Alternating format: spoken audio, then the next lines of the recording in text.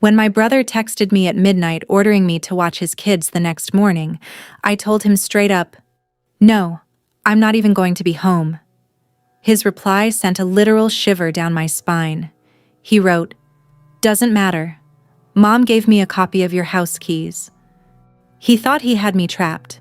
He thought he could just invade my sanctuary, drop off his chaotic toddlers, and force me into free labor. But he severely underestimated how far I was willing to go to protect my boundaries. Instead of arguing, fighting, or begging him to stop, I stayed completely silent. I got out of bed, quietly changed every single lock on my doors, and called the local authorities to report an impending, unauthorized entry. The next morning, he showed up with a smug smile, ready to force his way in, only to find his key wouldn't turn, and 2 police officers were already waiting for him in my driveway. My name is Chloe. I am 26 years old, and if there is one thing I've learned in my 2 decades on this earth, it's that family will sometimes bleed you dry under the guise of love. For the past 3 years, I've poured every ounce of my soul into building my career, working late nights and sacrificing my social life to finally achieve my ultimate dream, buying my very own small, cozy home. It was my sanctuary, a place where the world couldn't reach me, and more importantly, a place where my entitled older brother Derek couldn't exploit me. Derek was the golden child who viewed my boundaries as minor inconveniences. To him, my time was his time, and my quiet weekends were just open slots for his free labor. The breaking point happened on a rainy Tuesday night. It was exactly midnight, and I was deeply asleep when my phone violently buzzed on my nightstand. I reached over, blinking against the harsh screen light to see a text from Derek. It read, "My 2 kids are coming over tomorrow morning. Watch them." No greeting, no please, just a flat-out command. Annoyed but unsurprised, I quickly typed back, "No, I'm not home." I expected him to curse or guilt-trip me, but his immediate reply chilled me to the bone. He texted, "Doesn't matter. Mom gave me your keys." Looking at those words on the screen, my heart dropped into my stomach. My own mother had secretly copied my house keys and handed them over to him like an all-access pass. In that single, silent midnight moment, my safe haven felt entirely violated, and I knew my life was about to change. My hands were shaking as I stared at the screen, a toxic mix of betrayal and pure adrenaline coursing through my veins.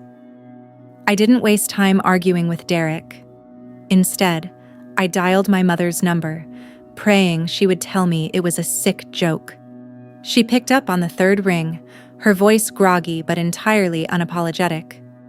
Before I could even finish demanding an explanation, she cut me off with that familiar, dismissive sigh.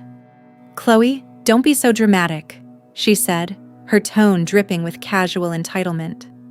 "Derek is drowning with work, and family helps family. I gave him the spare key I keep for emergencies because he needed a fallback plan. You're his sister.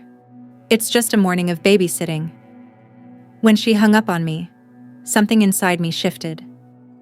The panic evaporated, replaced by a cold, sharp, and calculated focus. I realized right then that if I didn't draw a line in the sand tonight, my home would never truly belong to me again.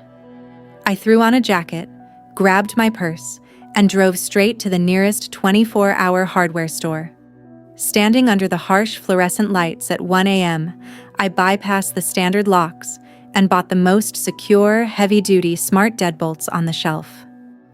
I spent the next 3 hours in a state of absolute determination, unscrewing the old hardware, aligning the new mechanisms, and completely recoding the digital access.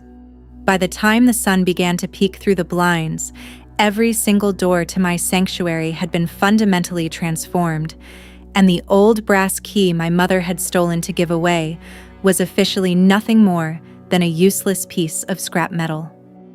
With my physical boundaries secured, I knew I needed to establish legal ones before the clock ran out. At 5:30 a.m., I sat down at my kitchen island with a hot cup of coffee and dialed the non-emergency line for the local police department. When the dispatcher connected me to an officer, I kept my voice completely calm, precise, and professional. I explained that I was the sole owner of my property and that an estranged family member had explicitly threatened to enter my residence without my permission using an unauthorized duplicate key. I made sure to emphasize that I would not be inside the house and that any attempt to breach the perimeter would be a direct act of criminal trespassing. The officer took down Derek's name, his vehicle description, and the exact window of time he had threatened to arrive. He logged the formal trespass warning into their system, creating an official paper trail that would protect me if things escalated. To guarantee my peace of mind, the department agreed to flag my address for a direct patrol dispatch to monitor my street during the early morning hours. After hanging up, I opened the security app on my smartphone, linking it directly to the hidden cameras positioned on my front porch and driveway. I adjusted the motion detection sensitivity to its maximum setting, ensuring that the very moment my brother stepped foot onto my concrete driveway, my phone would alert me. The legal trap was set, the authorities were briefed, and all I had to do now was wait for the inevitable storm to arrive. At exactly 7:45 a.m., my phone violently vibrated in my palm, a high-priority alert flashing across the screen. Motion detected at the front door. My chest tightened as I tapped the notification, opening the live video feed from my porch camera. There he was. Derek's oversized SUV had just pulled into my driveway, parking at an aggressive angle right in front of my garage. He stepped out of the driver's seat looking entirely smug, adjusting his sunglasses as if he were a conquering hero arriving to claim his rightful territory. From the back seat, his two young kids climbed out, looking tired and confused, dragging their small backpacks behind them. Derek didn't even bother to hold their hands. He just marched confidently up my concrete steps, completely convinced that he held all the power. Through the crisp audio feed of the camera, I could hear him whistling a mindless tune as he reached into his pocket and pulled out the shiny brass key our mother had illicitly handed over to him. He didn't bother knocking. He didn't text to see if I was awake. He just slid the key into my brand new smart lock, expecting the deadbolt to click open with ease. I watched his face closely through the lens as he tried to turn it. The key wouldn't budge. He frowned, pulling it out slightly, adjusting his grip, and jamming it back into the keyhole with more force. Nothing. The smooth metal mechanism remained completely frozen. In an instant, his arrogant, victorious grin vanished, replaced by a flush of absolute furious rage. He grabbed the brass handle and shook the entire door violently, shouting my name into the empty air before raising his heavy fist and hammering against the solid wood panels so hard the camera feed vibrated. Just as Derek raised his fist to hammer on the door for a third time, the sharp, distinctive chirp of a police siren echoed down the quiet street. I watched through the live camera feed as his body instantly froze, his hand hovering midair. A black and white police cruiser glided smoothly into view, pulling up tightly behind his SUV and completely blocking him into my driveway.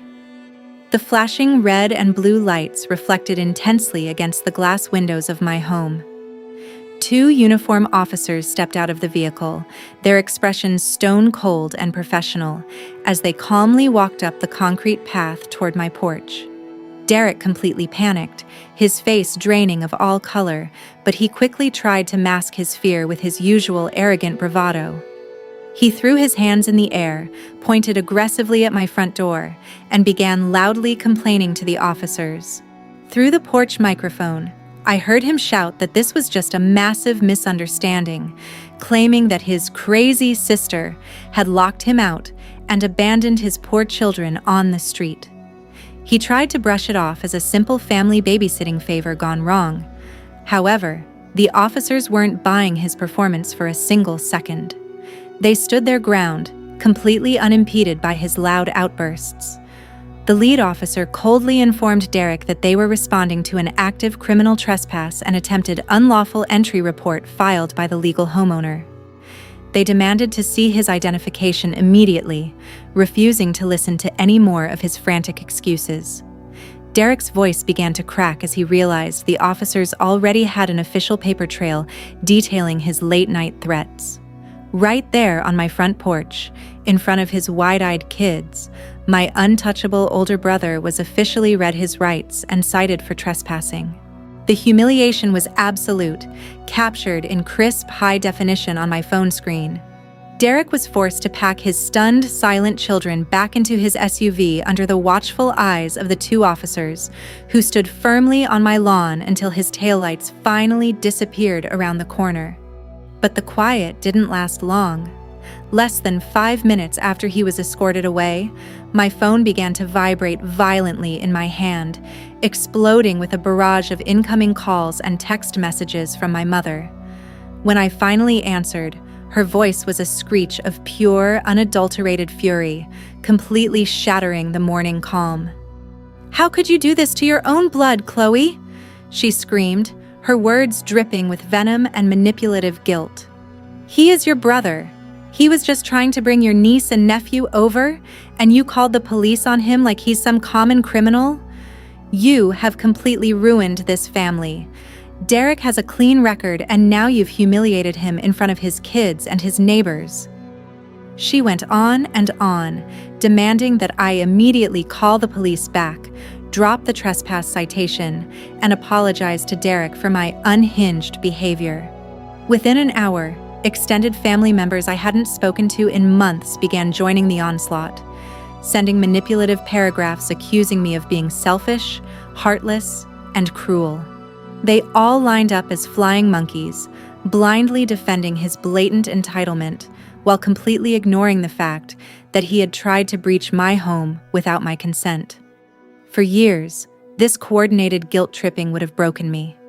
It would have made me back down, apologize, and accept the abuse just to keep the peace. But as I listened to their desperate, angry rants, I felt absolutely nothing but a profound sense of detachment. I stood my ground, refused to argue, and let the storm rage outside my walls. Without uttering a single defensive word, I systematically opened my contact list and permanently blocked my brother, my mother, and every single enabling relative who had joined their toxic crusade. I refused to let their manipulative, guilt-tripping access my life ever again. Sitting back in the absolute stillness of my kitchen, looking out at the morning sun hitting the porch, a wave of profound peace washed over me. I realized that changing those heavy-duty locks wasn't just a physical act of protecting my property from an entitled brother. It was a spiritual declaration of independence. It was about permanently locking out the generational dysfunction that had drained me for years, and finally locking in my own self-worth, peace, and freedom. Now, I'm incredibly curious about all of you who have followed my story to the very end. What would you have done if you discovered a family member had secretly copied your house keys to force their way in? Would you have called the authorities or handled it differently? Comment your thoughts below, along with the city you're watching from, so I can see exactly how far my story has traveled. If you want more gripping family drama stories with ultimate payoffs, make sure to click on one of the 2 videos popping up on your screen right now. Thank you so much for watching, and stay safe out there.